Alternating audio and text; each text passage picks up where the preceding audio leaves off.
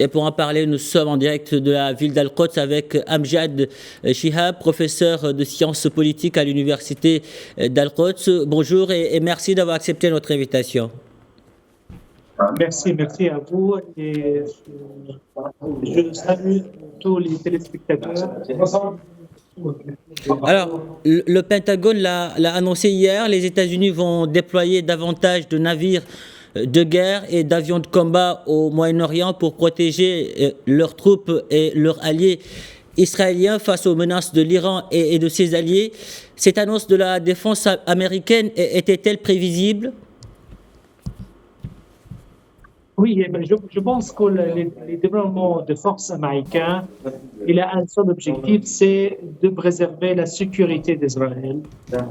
Mais toutes les attentes donnent que l'attaque ne va pas aller jusqu'à menacer la sécurité en général d'Israël.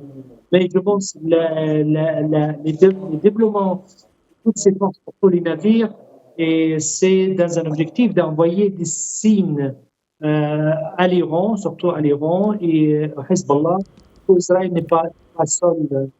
Il y a des forces américaines pour faire des pressions, pour faire la réponse de Hezbollah, Yéménite aussi, soit une réponse acceptée.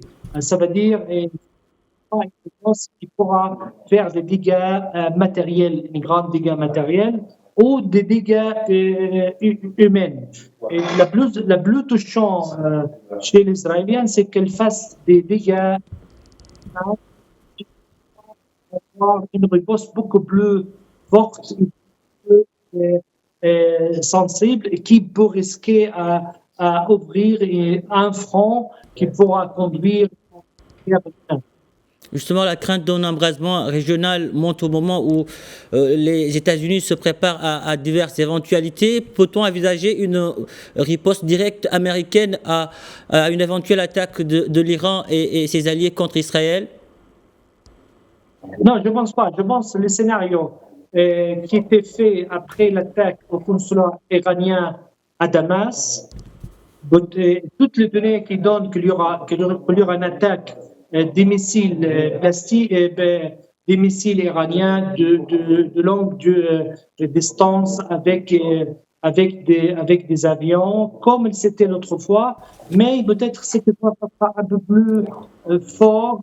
Je pense que les diplômants, ils vont aider, comme la dernière fois, ils vont aider à stopper tous ces avions, surtout suicidaires, et les missiles qui vont être lancés.